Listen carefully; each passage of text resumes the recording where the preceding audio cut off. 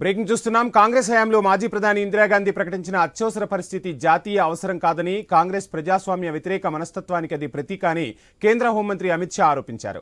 కేవలం తన పదవిని కాపాడుకోవడానికి మాత్రమే అప్పటి ప్రధాని ఇందిరాగాంధీ 1975 జూన్ 25న అత్యవసర పరిస్థితిని విధించారని ఆరోపించారు. ఆ సమయంలో దేశంలో పత్రికా స్వేచ్ఛను హరించివేశారని, న్యాయ వ్యవస్థ చేతులు కట్టేశారని, సామాజిక కార్యకర్తలను జైళ్లలో బంధించారని షా పేర్కొన్నారు. దీంతో ప్రజలు ప్రభుత్వానికి వ్యతిరేకంగా తిరగబడ్డారని తెలిపారు. ప్రభుత్వం నియంతలా మారినప్పుడు దానిని పడగొట్టే శక్తి ప్రజలకు ఉంటుందని ఈ రోజు అందరికీ గుర్తు చేస్తోందని అమిత్ షా అన్నారు.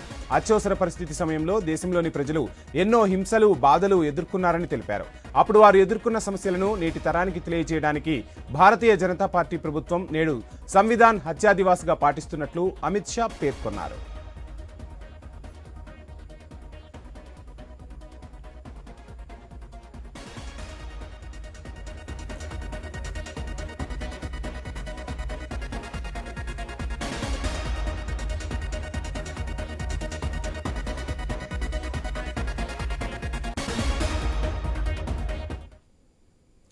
భారత చరిత్రలో ఎమర్జెన్సీ చీకటి అధ్యాయమని ప్రధాని మోదీ అన్నారు.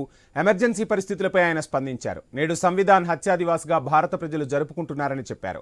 అప్పటి కాంగ్రెస్ సర్కార్ ఎమర్జెన్సీ విధించి ప్రజాస్వామ్యాన్ని అరెస్టు చేసిందని మండిపడ్డారు. అత్యవసర పరిస్థితి ఏ భారతీయుడు మర్చిపోడని చెప్పారు. ఎమర్జెన్సీకి వ్యతిరేకంగా పోరాడిన వారికి తాము సెల్యూట్ చేస్తున్నామన్నారు. వికసిత్ భారత్ సాధించేందుకు కృషి చేస్తామని ప్రధాని మోదీ పునరుద్ఘాటించారు.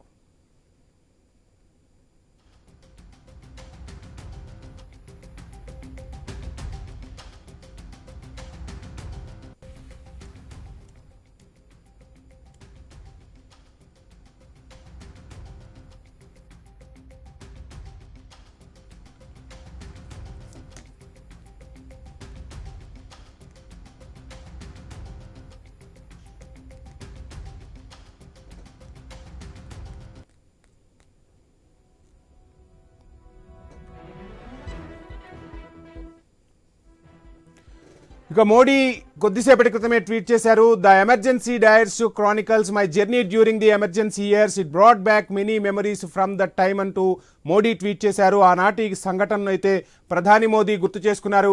ఇక I call upon all those who remember those dark days of the emergency or those whose families suffered during that time to share their experiences on social media.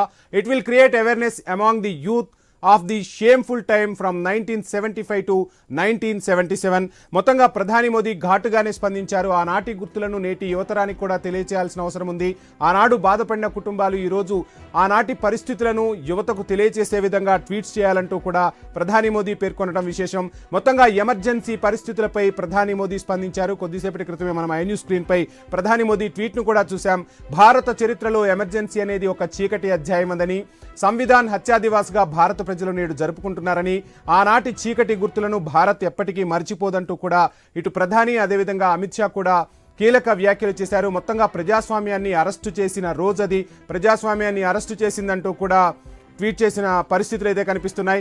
ఇక ఇప్పుడు మనం ఐ న్యూస్ స్క్రీన్ పై అమిత్ షా ట్వీట్ను కూడా చూస్తూ ఉన్నాం.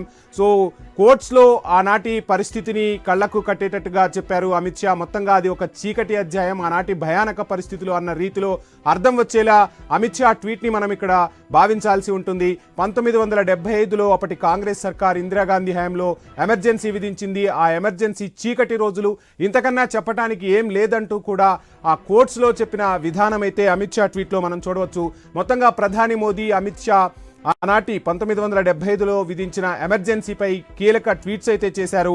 ఇక ముఖ్యంగా మోదీ ఆనాడు ఏ కుటుంబాలైతే బాధపడ్డాయో ఆ కుటుంబాలన్నీ కూడా ఈరోజు సోషల్ మీడియా వేదికగా ఆనాడు వారు ఎదుర్కొన్న సమస్యలను నేటి యువతరానికి తెలియచేయాల్సిన అవసరం కూడా ఉందంటూ ట్వీట్ చేయటం ఒక రకంగా సంచలనం రేపుతుందనే చెప్పాలి. ఎమర్జెన్సీ వ్యతిరేకంగా పోరాడిన వారందరికీ కూడా మేము సెల్యూట్ చేస్తున్నామంటూ అటు అమిత్ షా ఇటు మోదీ కూడా చెప్పారు. వికసిత్ భారత్ సాధించేందుకు కృషి చేస్తాం. దేశంలో ఎమర్జెన్సీకి 50 ఏళ్లు. ఈ 50 ఏళ్ల క్రితం జరిగిన ఆనాటి చీకటి గాయాలను నేటికి భారత్ మర్చిపోలేదు. నేటికి ఆ ఘట్టాలు ఇంకా కళ్ల ముందు కనిపిస్తూ ఉన్నాయి అంటూ కూడా ట్వీట్ చేసిన పరిస్థితులు కనిపిస్తున్నాయి. భారత చరిత్రలోనే ఎమర్జెన్సీ అనేది ఒక చీకటి అధ్యాయంగా కూడా నేతలు పేర్కొన్నారు. ఇక సంవిధాన్ హత్యా దివాస్గా ఈరోజు పాటిస్తున్నాం. దీనికి ప్రజల నుంచి కూడా మద్దతు లభిస్తుందంటూ కూడా భారతీయ జనతా పార్టీ నాయకులు చెప్తున్న పరిస్థితి అయితే కనిపిస్తుంది. మొత్తంగా ప్రజాస్వామ్యాన్నే అరెస్టు చేశారు. ఒక రకంగా ప్రపంచంలోనే అతిపెద్ద ప్రజాస్వామ్యం మన భారతదేశం. అటువంటి భారతదేశంలో ఎమర్జెన్సీ విధించడం ద్వారా ఒక్కరిని కాదు ఇద్దరిని కాదు అరెస్టు చేసింది. మొత్తంగా ప్రజాస్వామ్యాన్నే అరెస్టు చేశారంటూ అర్థం వచ్చేలా ప్రధాని అయితే కీలక వ్యాఖ్యలు చేశారు.